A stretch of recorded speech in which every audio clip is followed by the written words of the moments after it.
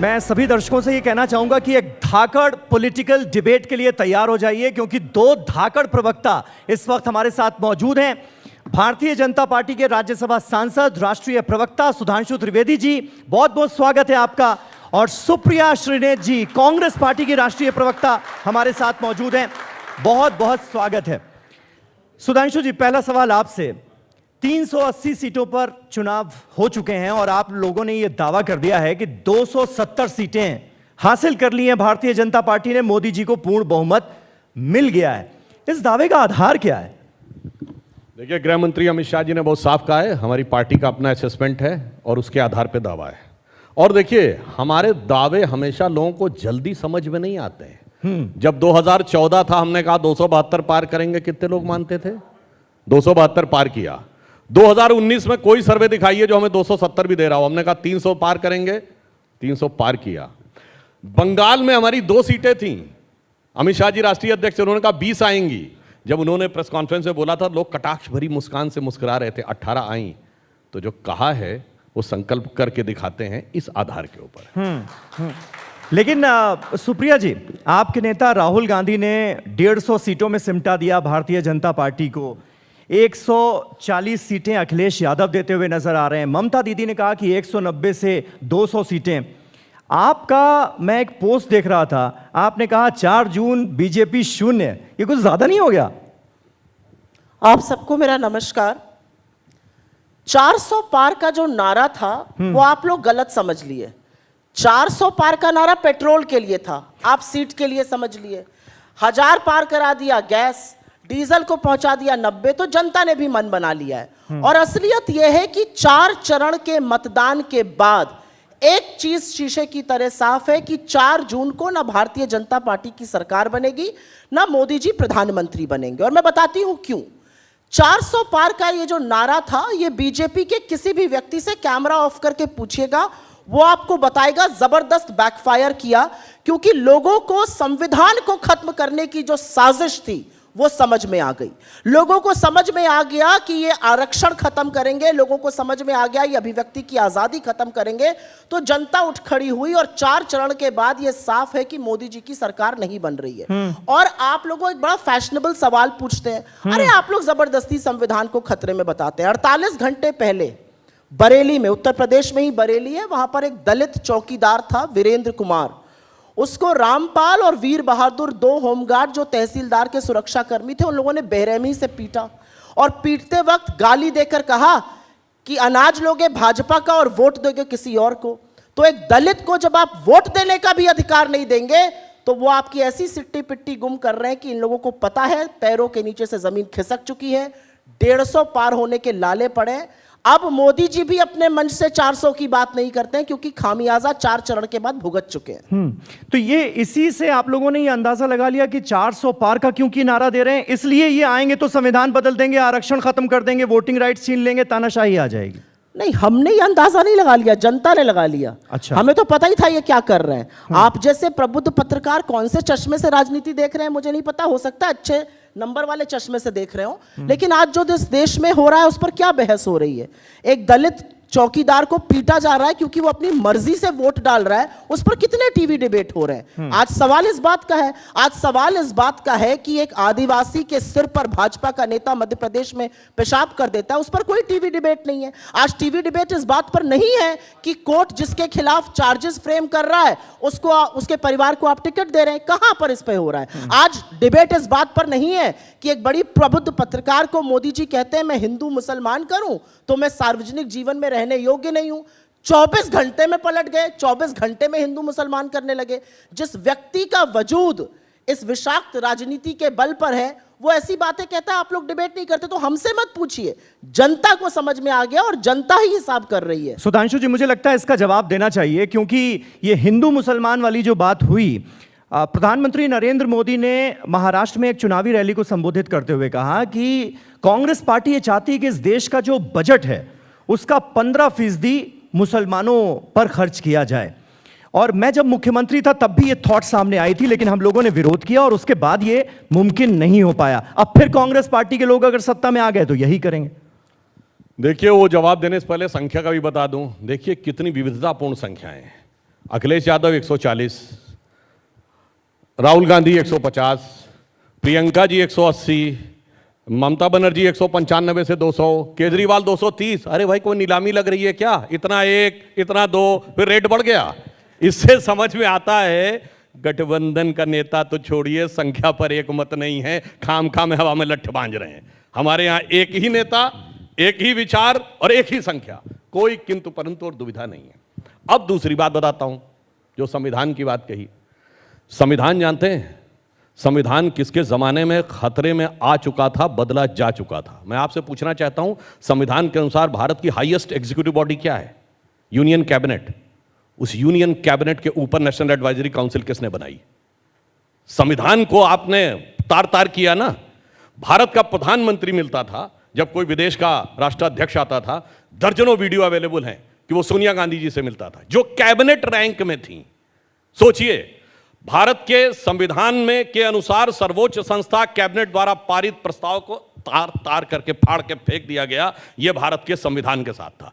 Doctor Ambedkar ने कहा था कि कभी धार्मिक आधार पर आरक्षण नहीं होगा, तो बाकायदा, अब उस पॉइंट पे भी आ रहा हूं, सच्चर कमेटी की रिकमेंडेशन में, रंगनाथ कमेटी की रिकमेंडेशन में यह रिकमेंडेशन की गई और यह कहा गया कि मुसलमानों को आरक्षण दिया जाएगा। और आज की पीढ़ी को न याद हो तो मैं बताना चाहता हूं, इस देश में एक ऐसा संविधान संशोधन भी हुआ था, 42वां संविधान संशोधन। जानते कितने आर्टिकल बदले गए थे? 40 आर्टिकल में अमेंडमेंट, 14 आर्टिकल नए जोड़ दिए गए, 2 नए पार्ट जोड़ दिए गए, एक शेड्यूल चेंज कर दिया गया, preamble of the constitution change कर दिया गया, 20% कॉन्स्टिट्यूशन बदल दिया गया। संविधान की उद्देशिका, वो प्रीएम्बल जिसे भारत की आत्मा कहा था, संविधान की आत्मा, वो बदल दिया गया।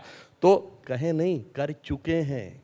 इसलिए सबको पता है संविधान की रक्षा किसने की। इस पे आपने 42वें संविधान संशोधन की बात की, कॉन्स्टिट्यूशन ऑफ इंदिरा भी उस वक्त कहकर उसकी आलोचना की गई, लेकिन अभी ये जो सिलसिला शुरू हुआ उसमें आपके भी नेताओं का तो सुधांशु जी बड़ा गजब योगदान है। मतलब अनंत हेगड़े जी कहते हैं, मैं उसी सवाल, हेगड़े से लेकर ज्योति मिर्धा से लेके लल्लू सिंह, मैं वही कह रहा था, से लेके गिरिराज सिंह, सब संविधान बदलने की बात कर रहे हैं। या तो इन सब लोगों को निष्कासित कीजिए पार्टी से, या यहां पर बैठ के लच्छेदार बातें मत कीजिए। आपने यहां पर एक बात कही, आपने एक सवाल पूछा, मैं छोटी सी बात कह देती हूँ, सुधांशु जी से थोड़ी मित्रता है, इसका खामियाजा आपको ना भुगतना पड़े, मुझे नहीं पता। 15% आरक्षण की बात, 15% बजट खर्चे की बात मोदी जी ने कल करी। मोदी जी बिना पलक झपकाए सफेद सपाट झूठ क्यों बोलते हैं? इस देश का प्रधानमंत्री झूठ क्यों बोलता है? आज चर्चा यह होनी चाहिए। मैं दावे के साथ कहती हूं और मैं यहां पर सीना ठोक के कहती हूं, एक डॉक्यूमेंट, एक कैबिनेट कमेटी की मिनट्स ऑफ द मीटिंग दिखा दें जहां पर ऐसा हुआ हो। आप आकर कुछ भी बोल दीजिएगा, आपने दाम्पत्य का सूत्र निभाया या निभाया, मैं उस डिबेट में नहीं पढ़ना चाहती हूं। आप कह दीजिएगा ब्याहताओं को आपका मंगलसूत्र छीन लेंगे, आप कह दीजिएगा एक भैंस छीन लेंगे, आप कह दीजिएगा ये 48 पन्ने का मेरा विजन डॉक्यूमेंट है, हमारा घोषणा पत्र है, 15,329 शब्द है, एक शब्द दिखा दीजिए जो मोदी जी कहते हैं। आज यहां से मंच से जाऊंगी और कभी ऐसे मंच पर नहीं आऊंगी अगर एक भी बात जो मोदी जी कहते हैं वो दिखा दीजिए। तो दिक्कत की बात यह है कि नरेंद्र मोदी इस देश के प्रधानमंत्री हैं, वो लगातार झूठ बोलते हैं। उनके झूठ को बेचारे कुछ लोग फैक्ट चेक करते हैं, large sections of the media fact check भी नहीं करता है, वही बात नीचे तक चलती है। कोई तो खड़ा होकर पूछे कि कहां से आपने ये 15% की बात करी, कहां से आपने मंगलसूत्र की बात करी? ये मंगलसूत्र जो हम पहनते हैं ब्याहता औरतें, ये कोई तार है? ये सोने का तार है या धागा है जिसको डाल लेते हैं? अरे एक पति का एक जीवन पर्यंत आप एक निशानी पहनते हैं, किस तरह की फिजूल की बातें करते हैं भाई प्रधानमंत्री? बिल्कुल निश्चित तौर पर ये सवाल पूछे जा रहे हैं भारतीय जनता पार्टी के नेताओं से, लेकिन ये आपसे भी तो पूछा जाएगा कि जब आप संविधान बदलने की बात करती हैं तो भारतीय जनता पार्टी के किस घोषणा पत्र में, किस मैनिफेस्टो में इस बात का जिक्र है कि वो अगर आ गए, पूर्ण बहुमत की सरकार बन गई, 400 सीटें आ गई तो संविधान बदल देंगे? उनके पूर्व केंद्रीय मंत्री अनंत हेगड़े, उनके अयोध्या के सांसद लल्लू सिंह, उनकी ज्योति मिर्धा जो प्रत्याशी हैं हमारे यहां से ही गई हैं, वो गिरिराज सिंह, सब लोग तो बोल रहे हैं खड़े होकर, पब्लिक मंच से बोल रहे हैं संविधान बदल देंगे। तो या तो मोदी जी अपनी अगली पब्लिक रैली में कहें कि ये सब लोग देश विरोधी हैं, भाजपा इनसे कोई ताल्लुक नहीं रखना चाहती है, मैं इन सबको पार्टी से निष्कासित करता हूं, ये जो बात कह रहे हैं ये गलत है। मतलब इधर आप भांजेंगे संविधान बदलना उनकी तरफ, और यहां पर आकर मीडिया कहेगा नहीं वो कहां बोल रहे हैं, अरे उनके लोग बोल रहे हैं। हमारा कोई लोकल बलिया का प्रवक्ता कुछ बोल देगा तो उस पर होगा पब्लिक डिबेट, प्राइम टाइम पर टीवी 9 पर डिबेट होगा। यहां उनके सांसद बोल रहे हैं, सुई टपक सन्नाटा है। तो ये मीठा मीठा गप और कड़वा कड़वा थूक नहीं नहीं नहीं होगा ऐसा ना। नहीं है। उन बयानों को भी दिखाया गया, उन बयानों पर भी चर्चा हुई, लेकिन जब पार्टी के आला नेतृत्व ने, प्रधानमंत्री नरेंद्र मोदी ने, गृह मंत्री अमित शाह ने आकर यह साफ कर दिया, प्रधानमंत्री ने तो यहां तक कहा, आपने सुना होगा कि अगर बाबा अंबेडकर भी आ जाएं तो वो भी संविधान खत्म नहीं कर सकते। तो इस पर जब क्लैरिफिकेशन आ गया, अब कांग्रेस पार्टी में भी बहुत सारे नेता हैं, सैम पित्रोदा, मणिशंकर अय्यर, अब उनको आप भी कहती हैं कि कांग्रेस पार्टी का बयान नहीं बहुत माना अच्छा जाना आपने चाहिए। सवाल, बहुत बढ़िया आपने सवाल पूछा। सैम पिट्रोडा ने, जो अब इस पार्टी के पद पर भी नहीं है, इस्तीफा दे दिया। उन्होंने एक इस्तीफा दे दिया, उसको छोड़िए, उन्होंने एक बयान दिया। उस बयान पर 48 घंटे चर्चा हुई। कांग्रेस पार्टी के शीर्ष नेतृत्व से लेकर हम सब ने, जो संचार विभाग में है, संचार विभाग के प्रमुख हैं, कहा कांग्रेस का इससे कोई लेना देना नहीं है। आप डिबेट क्यों कर रहे थे उस पर?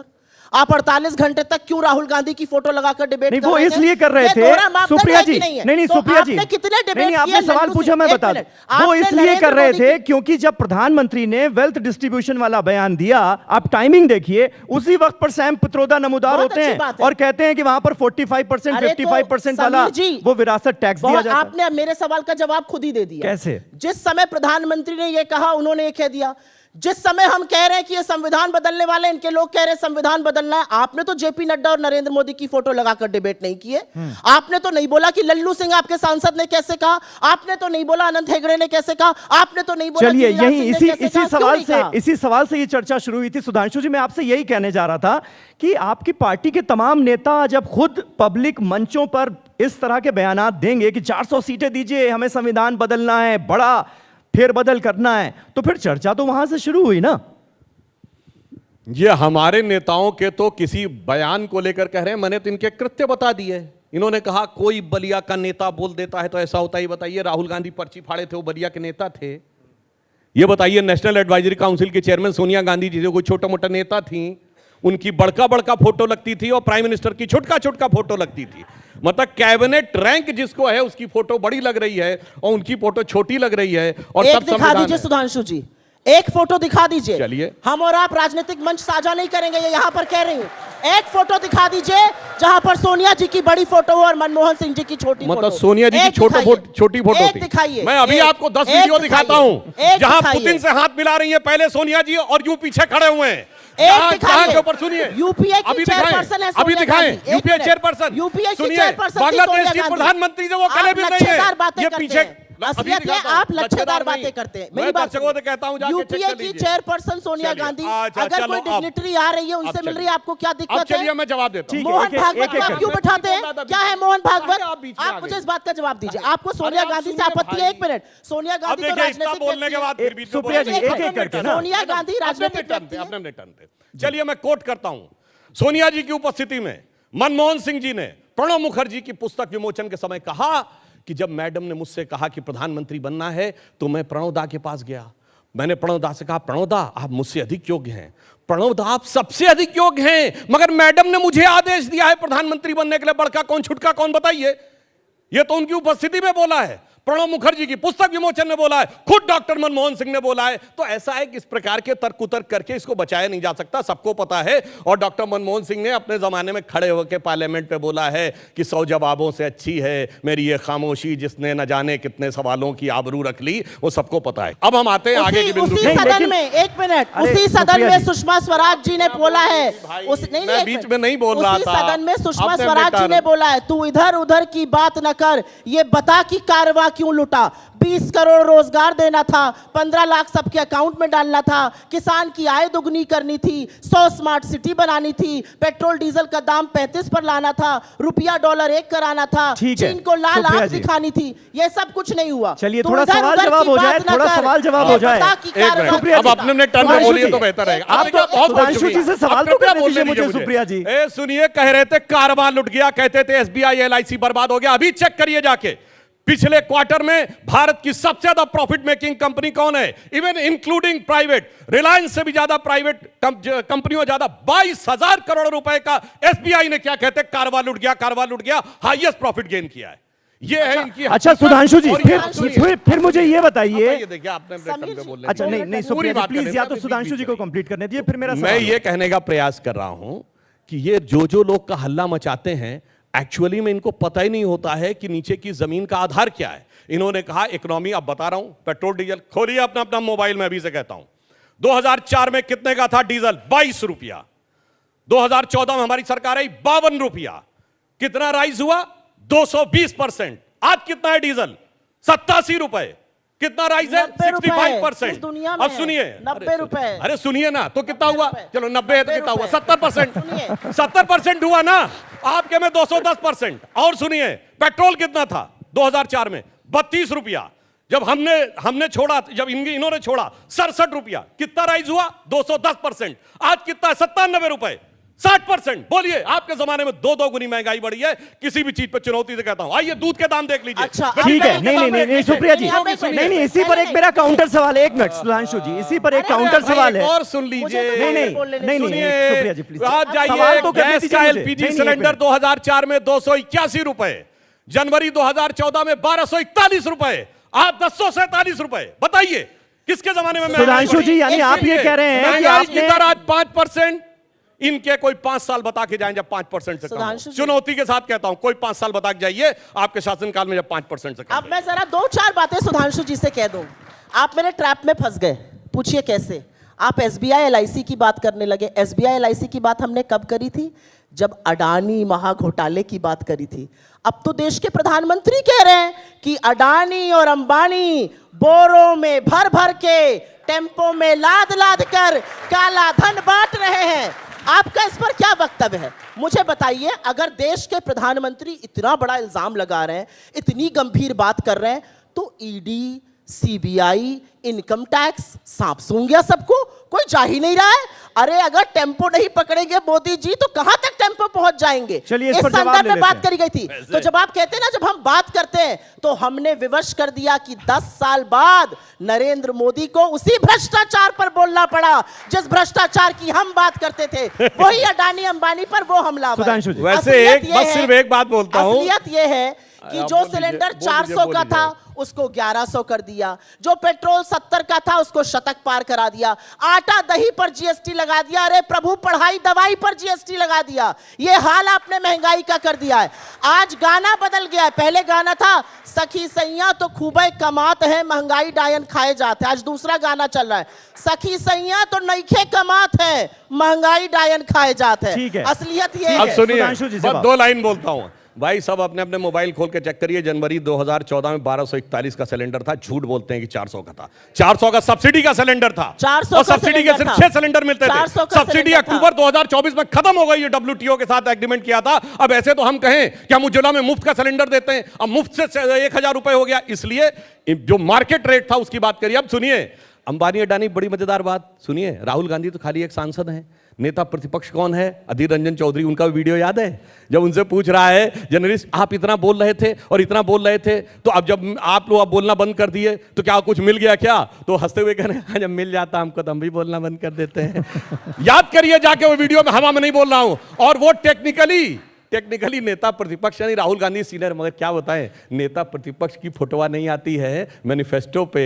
अध्यक्ष के साथ केवल किसकी फोटो आती है? राहुल गांधी जी की, जो ना अध्यक्ष हैं, ना उपाध्यक्ष हैं, ना महासचिव हैं, ना दोनों सदनों में नेता प्रतिपक्ष हैं, और पद छोड़ चुके हैं, अपदस्थ अध्यक्ष हैं, सबसे असफल अध्यक्ष हैं, मगर सबसे ऊपर चलने वाले अध्यक्ष हैं। यही इनकी पार्टी की समस्या है कि हकीकत को नहीं समझते हैं और उसके बाद इधर उधर की बातें करते रहते। नहीं, लेकिन सुधांशु जी एक मिनट सुप्रिया जी प्लीज ऐसे नहीं होगा ना। सुप्रिया जी एक मिनट मुझे सवाल पूछने दीजिए। 1 सेकंड। सुधांशु जी भी सांसद हैं। क्या प्रधानमंत्री की बात से सहमत हैं कि क्या टेम्पो में भर भर कर, बोरों में लाद लाद कर काला धन बांटा जा रहा है? क्या आप इस बात से सहमत हैं या नहीं है? आप भी सांसद हैं, सम्मानित हैं, हाँ या ना में जवाब दीजिए ना। पीयूष गोयल से सवाल पूछा गया, उन्होंने क्या कहा? अगर प्रधानमंत्री ने कहा है तो उन्हीं से पूछो। ऐसी कन्नी काटना तो मैंने आज तक किसी को देखा ही नहीं है। पार्टी बिल्कुल चुप। एक व्यक्ति नहीं बोल रहा है पार्टी में कि प्रधानमंत्री सही कह रहे हैं या गलत कह रहे हैं। प्रधानमंत्री पहले चरण के बाद मटन मीट मुर्गे पर आ गए, दूसरे चरण के बाद मंगलसूत्र और भैंस पर आ गए, तीसरे चरण के बाद वो आ गए अडानी अंबानी पर, और चौथे चरण के बाद मोदी जी को गजनी का शिकार हो गया। जैसे गजनी में था ना, मैं तो हिंदू मुस्लिम करता ही नहीं हूं, 12 घंटे बाद मुसलमानों के साथ ये हुआ है। तो ये 4 चरण की मोदी जी की कहानी है। अब आप सवाल पूछिए।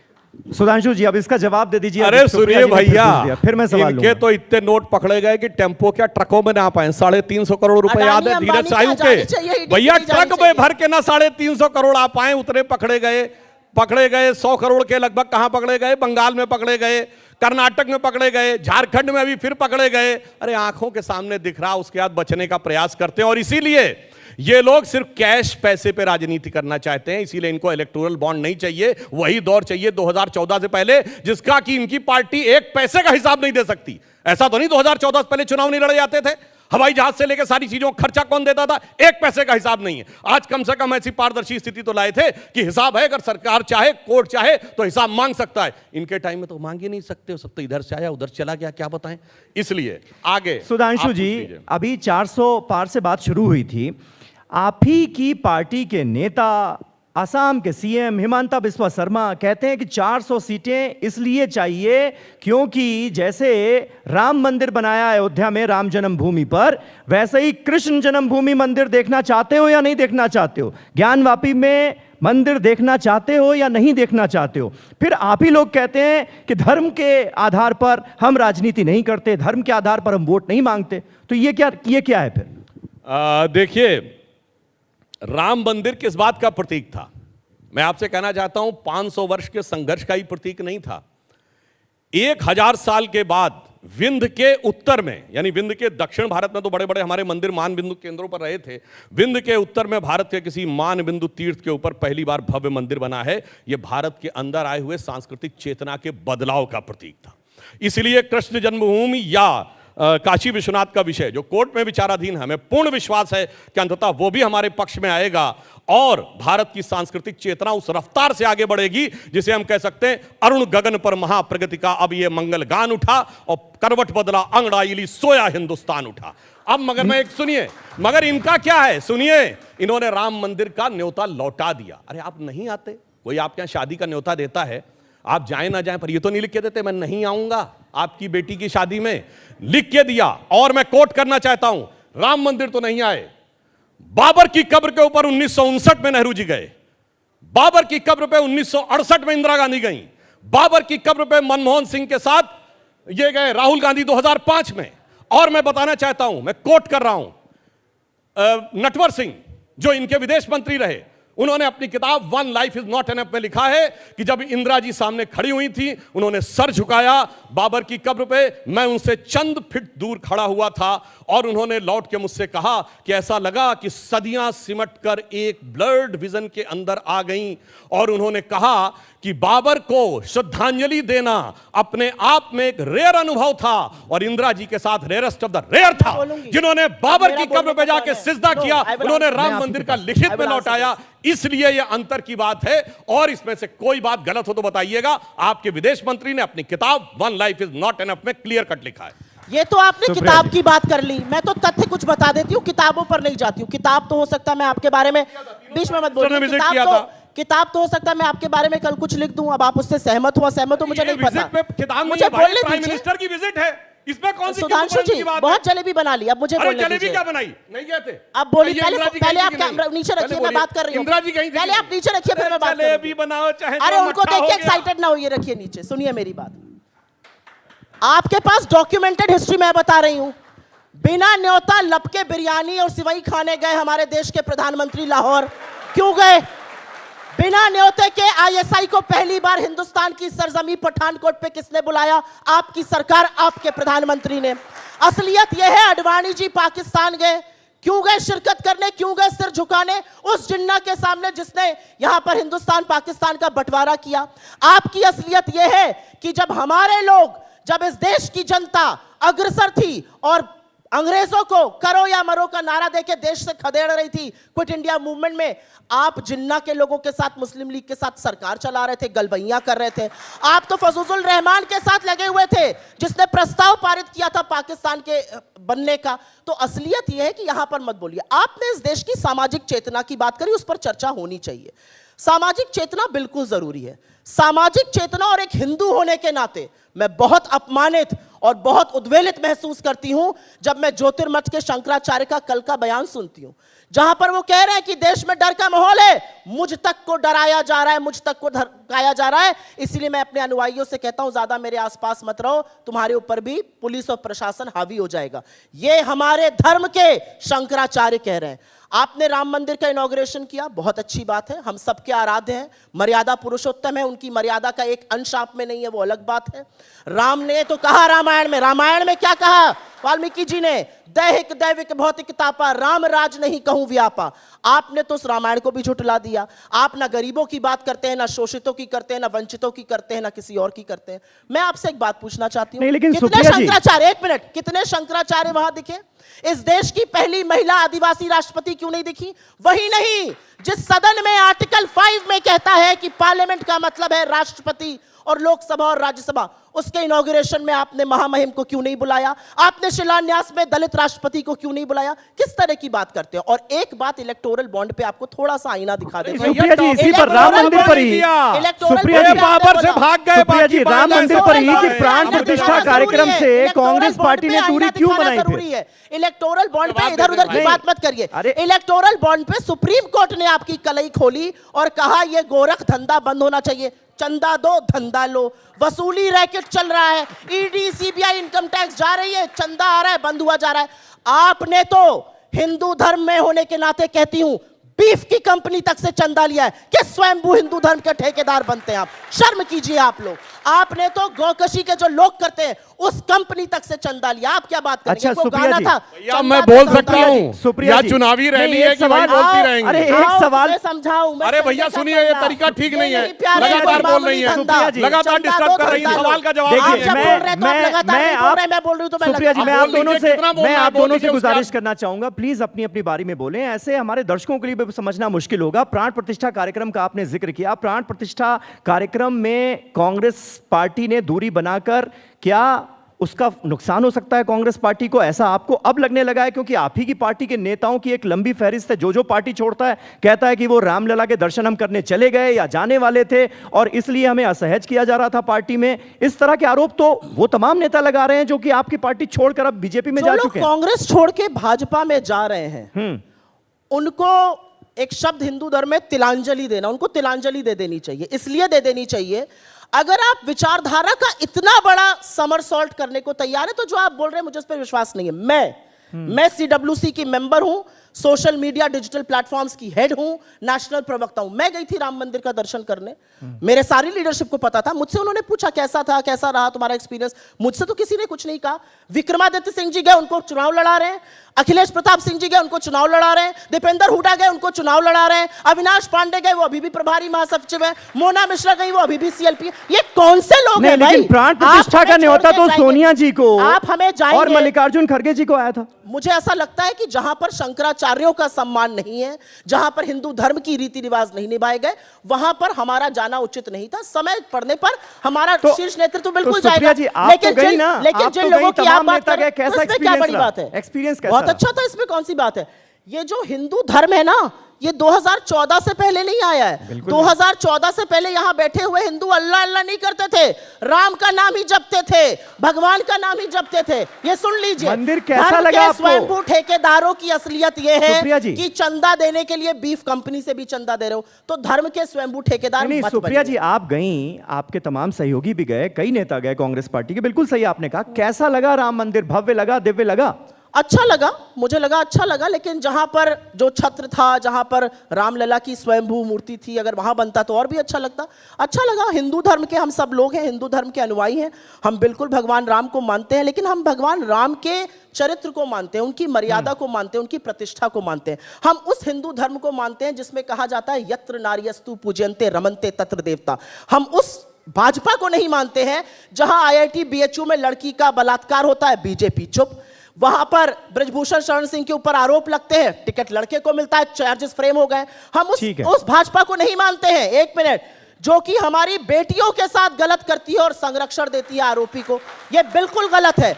यत्र नार्यस्तु पूज्यन्ते रमन्ते तत्र देवता, जहां पर शक्ति स्वरूपाओं की पूजा होती है, उस हिंदू धर्म को मैं मानती हूं, और उस हिंदू धर्म में जो भाजपा कर रही है वो सरासर गलत है।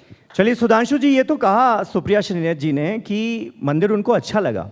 नहीं यानी कहा सरकार नहीं। के अब मैं एक सुपरविजन में बात काम कहूंगा। क्या अच्छा हुआ है वहां अब पर? मैं एक कमेटी बात के कहूंगा, जैसे सुपरविजन मैंने में काम अच्छा हुआ शांति है। से इनकी बात सुनी, अब मेरे बीच में नहीं बोलेंगी, ठीक। वैसे यत्र नार्यस्तु पूज्यन्ते रमन्ते तत्र देवता कहाँ लिखा हुआ है, किस ग्रंथ का है, पता है आपको? आपको इसमें आपत्ति है? नहीं महिलाओं के अगर ऐसा नाम लिखा बताइए, गया तो पता आपको है? आपत्ति है? आपको आपत्ति है? ना लिखा कहाँ है? मैंने तो बहुत देखिए, सारी चीजें यहाँ सुनाई वैसे मैं बता दूं दर्शकों के सुलभ संज्ञान के लिए, कंपनी पे ये नहीं बोलेंगे। मनुस्मृति में लिखा है, जिसको बहुत ज्यादा ये लोग वो करने में लगे रहते हैं। मनुस्मृति में लिखा है, यत्र नार्यस्तु पूज्यन्ते रमन्ते तत्र देवता। तो इसमें क्या अब मैं गलत है? बताता क्या हूँ, इसमें गलत है? अब अपने टर्न कुछ पे। गलत कहा मैंने क्या? शंकराचार्य के बारे चुप में गई, क्या बात बात? करने वाले, अभी कहे आप बीच में, अब तरीका ठीक नहीं, मैं आपके में एकदम एक- शांत एक- बैठा आप भी बीच-बीच में शुरू से मैं शंकराचार्य बोले थे को तो इसलिए जेल बोल- में किसने डाला था? दीपावली के दिन जिस समय वो सांध्य पूजा कर रहे थे, शंकराचार्य को जेल में डालने वाले आज आकर कहते हैं शंकराचार्य जी के बारे में बात करने का प्रयास करते हैं। और इन्होंने कहा देश की पहली महिला राष्ट्रपति जो आदिवासी समाज से थी, जिस दिन उन्होंने जाकर राम मंदिर का दर्शन किया, अगले दिन महाराष्ट्र के कांग्रेस अध्यक्ष नाना पटोले ये कहते हैं कि राम मंदिर का शुद्धिकरण कराना चाहिए। इससे बड़ा अपमान हो सकता है कि अनुसूचित जनजाति की जिस दिन महिला प्रधानमंत्री और राष्ट्रपति गई और उस दिन जाके कह रहे हैं शुद्धिकरण करना चाहिए। क्या मतलब था शुद्धिकरण का, ये बताने का प्रयास करिए। और जो मैंने सवाल पूछा था उसका जवाब नहीं आया। राम मंदिर पर न जाने वालों के तीन प्रधानमंत्री और एक युवराज बाबर की कब्र पे जाके सिजदा कर चुके हैं और यहां से लौटा चुके हैं, उसका जवाब नहीं आया। जिन्ना के पास क्यों गए थे? जिन्ना के साथ क्यों मिले हुए थे? भाई, ये चिल्लाइए तरीका मत, ठीक नहीं है। चिल्लाइए मत। लगातार आप करके, बोल रहे हैं। एक-एक करके, मैं एकदम नहीं सुप्रिया जी, बोला, आप प्लीज। चिल्लाइए बिल्कुल मत। अब मैं एकदम शांति चिल्लाइए से बैठा मत, हुआ था। चिल्लाइए मत, चिल्ला नहीं, क्यों चिल्ला क्यों रहे हैं? आप क्यों, आप बीच में बोल सुप्रिया रहे हैं? जी, प्लीज। मैंने आपके में बिल्कुल नहीं बोला। सुधांशु जी, अब आप एक बीच में मिनट, नहीं एक मिनट। बोलेंगी। आप मैंने दोनों आपसे प्लीज कहा था, एक साथ जैसे मत शांति से बोले, मैंने प्लीज सुना है, गुजारिश वैसे है शांति से सुप्रिया आप जी। सुनेंगी। की कोई बात ये नहीं। डिबेट की मर्यादा का उल्लंघन सुप्रिया जी, कर रहे आप हैं। जब बोल रही थी तो सुन रहे थे ना आप वो। जो अनाप पानी शनाप पीजिए, कुछ बोलती रही, मैं पानी एकदम पीजिए। शांति से, पानी आप पीजिए, अभी पानी पीने का वक्त अरे आ रहा है चिल्ला आपका। आप रहे, बीपी आज आपका मैं बढ़ बता रहा रहा है, हूँ। दवाई खाइए अरे ना भाई, सवेरे, आप पानी पीजिए। खाइए, आराम से पर्सनल मत प्लीज करिए प्लीज, आप भाई। दोनों से गुजारिश है, बीपी प्लीज आपके आराम से नेता का थोड़ा। बढ़ा रहता है, जी। जो हमेशा यूं करके भैया भैया करके दाढ़ी बढ़ा के कहता रहता है कि ये कह अरे रहे हैं- दाढ़ी तो आप वाले की भी है। अरे भाई दाढ़ी तो सुनिए आप वाले तो। की भी है। दाढ़ी से आपत्ति है? दाढ़ी तो स्वतंत्र अरे भाई बाबू की भी है, सुनिए। सामने बैठे, दाढ़ी से आपत्ति है? अरे सुनिए, वाह भैया, हमारे वाले की दाढ़ी तो- तो स्वतंत्र बाबू की भी है, दाढ़ी तो अमित शाह की भी है, दाढ़ी तो नरेंद्र मोदी की भी है। अब दाढ़ी से आपत्ति हो गई। वाह भैया, वाह भैया, क्या गजब है। अब दाढ़ी से आपत्ति। हम समझ रहे हैं आपके मन में, दिल में है जो दर्द, वो मैं समझ रही हूँ। सुप्रिया जी, अरे भैया, हमारे वालों की तो 20-20 साल से दाढ़ी का जलवा देख के दाढ़ी बनाए तब वो जलवा न मिला। ये है इनकी हकीकत। अब मैं बताना चाहता हूँ, दाढ़ी से अब आपत्ति हो सुनिए। गई आज। अब देखिए, मोदी अब जी अपने सुन टर्न लेंगे, पे। दिक्कत हो अपने जाएगी। टर्न पे शांति से बोलिए। अपने टर्न पे शांति से बोलिए। मैं तो कह रहा हूँ हमारे यहाँ तो दाढ़ी परमानेंट है, आपके यहाँ मौसम देख के आती है। अब दूसरी है, अब सुनिए, मैं दूसरी बात बताना चाहता हूं। देखिए, गंभीरता की बात, इन्होंने कहा 2014 से पहले सब हिंदू नहीं, ऐसा नहीं कि हिंदू धर्म 2014 के बाद आए। सही बात है, हिंदू धर्म 2014 के बाद नहीं आया है, मगर हिंदू धर्म जागा 2014 के बाद है। 2014 से पहले इस देश में 9 राज्य हिंदू माइनॉरिटी हो गया। इस देश में दर्जनों जिले हिंदू माइनॉरिटी हो गए। इस देश में वो दौर था कि कश्मीर में कह दिया गया कि हिंदुओं घर छोड़ के चले जाओ, अपनी बेटियों को छोड़ के चले जाओ, और उसके बाद उन्होंने कौन से 9 राज्य, कौन से 9 राज्य हिंदू माइनॉरिटी हो गए? अब सुनिए, कौन से 9 राज्य? सुनिए, हाँ बताइए। नागालैंड, मिजोरम, मणिपुर हुए कि नहीं? हिंदू माइनॉरिटी हो गए। कितने राज्यों में? यहाँ हिंदू माइनॉरिटी नहीं है। केरल में मल्लापुरा, मालदा, धुबरी, बरपेटा, करीमगंज, कितने जिले माइनॉरिटी? भाई क्या तरीका है इनका बदतमीजी का? लगातार बीच में डिस्टर्ब कर रही है। ठीक है, आप सुप्रिया जी, उनको कंप्लीट तो कर लेने दें आप। और सुप्रिया जी, प्लीज। अब सुनिए, सुनिए जी। चलिए, फंस गए, देखिए, दाढ़ी वाले में जिसके फंस पास गए। फैक्ट कमजोर होते हैं वही बीच में बोलता। मैं तो दाढ़ी एकदम वाले में फंस शांति गए। से बैठा था। इनके लिए बीच में बोलने के अलावा कोई चारा नहीं है। अब मैं कहता हूं, इनका ट्वीट देखिएगा जाके। जब राहुल गांधी जी की वो तथाकथित न्याय यात्रा शुरू हुई, इन्होंने कहा लुक एट द क्राउड, और वो एरिया देखिए कौन थे? धुबरी, बरपेटा, करीमगंज के आसपास का इलाका असम में, और मालदा पश्चिम बंगाल, जहां सबसे ज्यादा घुसपैठियों की संख्या है, वहीं पे सबसे ज्यादा इनकी भीड़ दिखाई पड़ रही थी। इससे साफ समझ में आ जाता है कि कौन किसके साथ मिलकर वो कर रहा है। और इन्होंने कहा कि पाकिस्तान वालों को बिरयानी खिलाई और ये खिलाई वो खिलाई। अरे भैया, वो कहानी बहुत पुरानी हो गई। उसके बाद उनको कितनी धूल चटाई और पटक पटक के धूल चटाई, वो ये भूल गए। और अब तो क्या है, अब तो सुनिए, ये फवाद चौधरी, पाकिस्तान के पूर्व मंत्री, कहते हैं Jawaharlal Nehru was a great socialist. Rahul साहब, और वो क्या वर्ड बोल रहा है? पाकिस्तान का पूर्व मंत्री वो कह रहा है बीजेपी जानी चाहिए।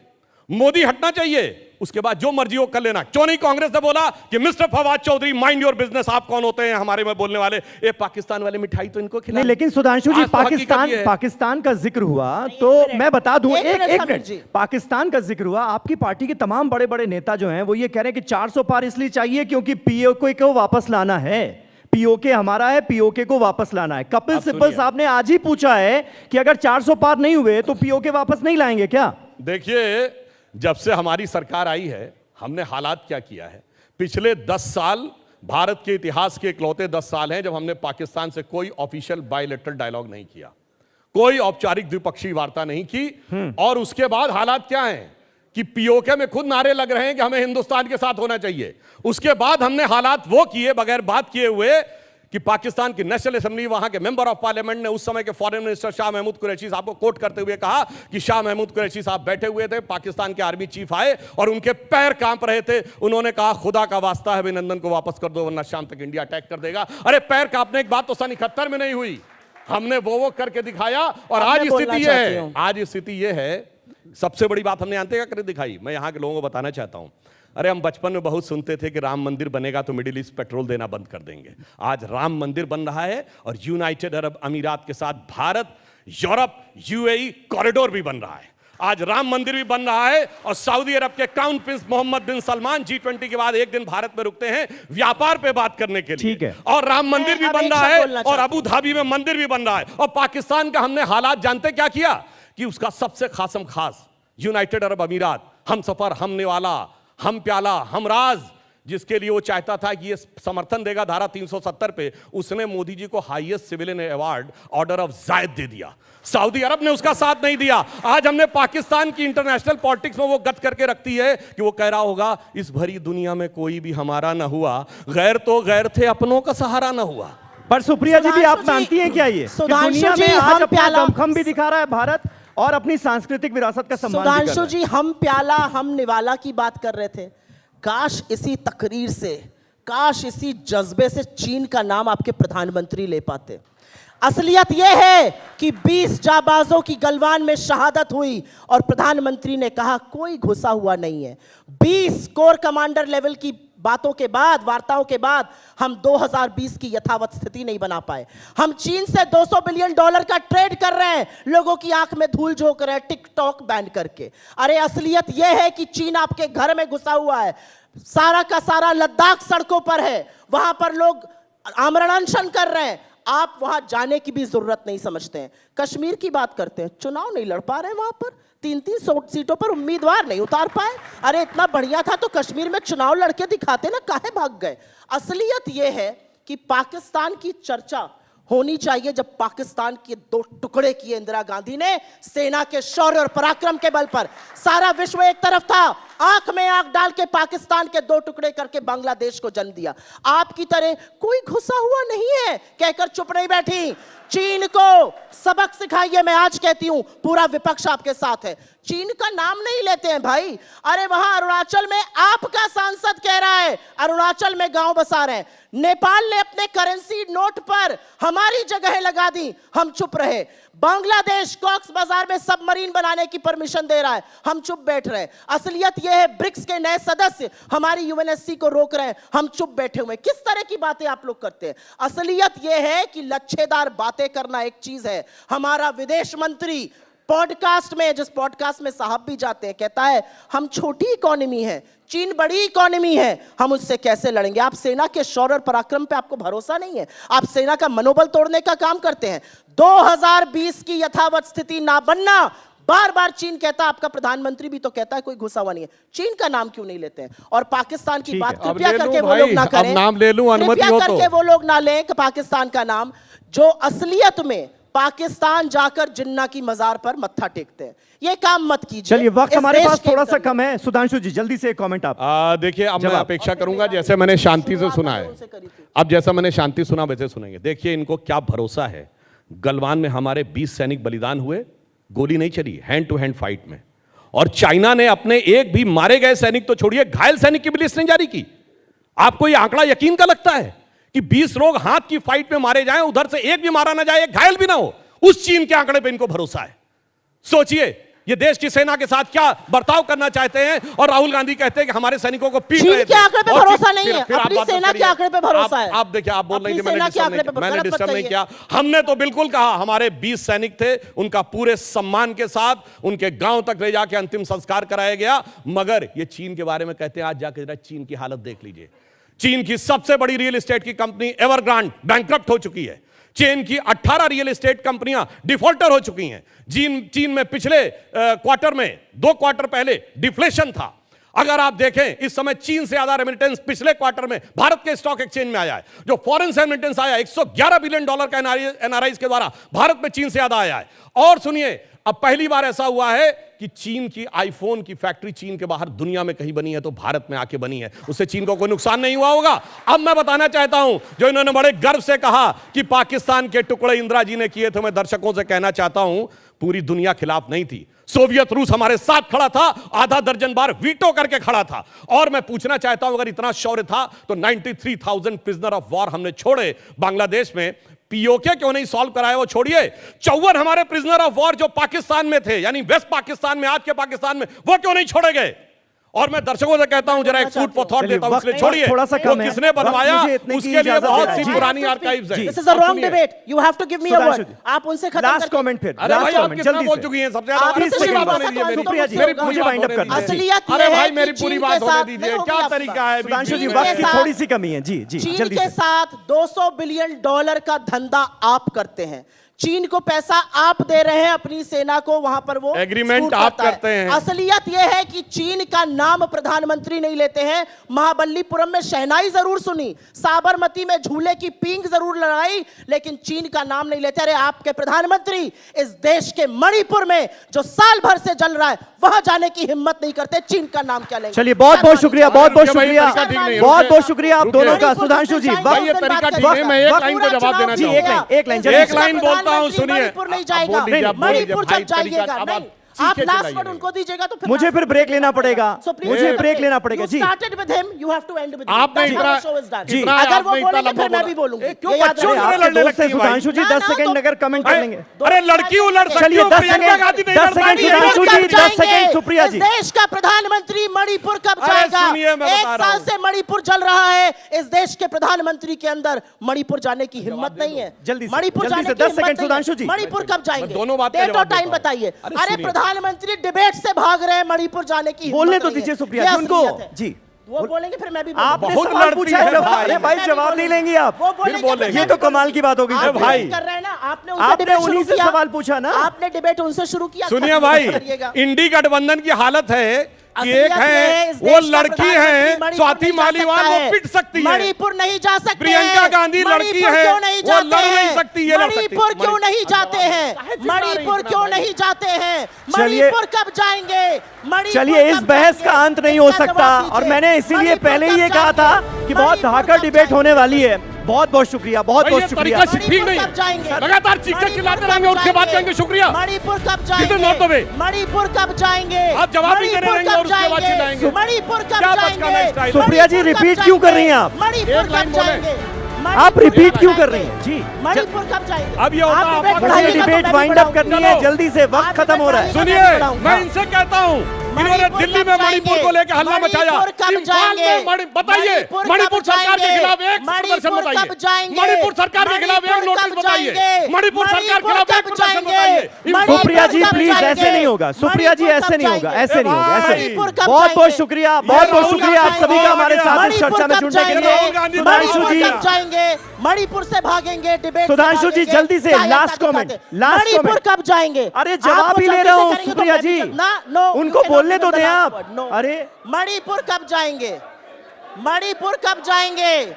मणिपुर कब जाएंगे। इस चलिए, बात का जवाब दोनों दें। को 20-20 जवाब सेकंड दीजिए, में और देता मणिपुर हूं। कब गुजारिश जाएंगे। करके, गुजारिश करके मणिपुर कब 20-20 सेकंड। जाएंगे? अरे मणिपुर कब जाएंगे। सुप्रिया जी, मणिपुर आप कब क्या जाएंगे? आप क्या जवाब दीजिए। आप क्या No, सवाल ही no. पूछती रहेंगी या जवाब That's भी not लेंगी? how a debate is इसे done. नहीं होगा कहते ना हैं ऐसे। आपाक खो देना। सुप्रिया जी, जवाब तो ले लीजिए। No, अरे no. जवाब तो लीजिए। No, no, no. सुधांशु एक ही जी, आप जवाब उनसे है, शुरू करके सुनिए, मुझसे खत्म नहीं करेंगे। एक ही जवाब है कि वो मणिपुर पैरवी कब तो झूठ जाएंगे? के करता चला मणिपुर गया, कब जाएंगे? बस उसका मणिपुर चेहरा कब उतरता जाएंगे? चला गया। मणिपुर कब मणिपुर में जाएंगे? एक मणिपुर प्रस्ताव कब है। जाएंगे? मणिपुर सरकार के मणिपुर खिलाफ कब अविश्वास जाएंगे? प्रस्ताव क्यों नहीं है? मणिपुर कब में कोई जाएंगे? प्रदर्शन नहीं है। मणिपुर कब मणिपुर में जाएंगे? आप मणिपुर प्रदर्शन कब क्यों नहीं है? मणिपुर कब जाएंगे? मणिपुर कब जाएंगे? चलिए, मणिपुर कब थैंक यू जाएंगे? सो मच, मणिपुर थैंक कब यू सो जाएंगे? मच आप दोनों का मणिपुर हमारे कब साथ जुड़ने जाएंगे? के लिए बहुत बहुत शुक्रिया, बहुत बहुत शुक्रिया।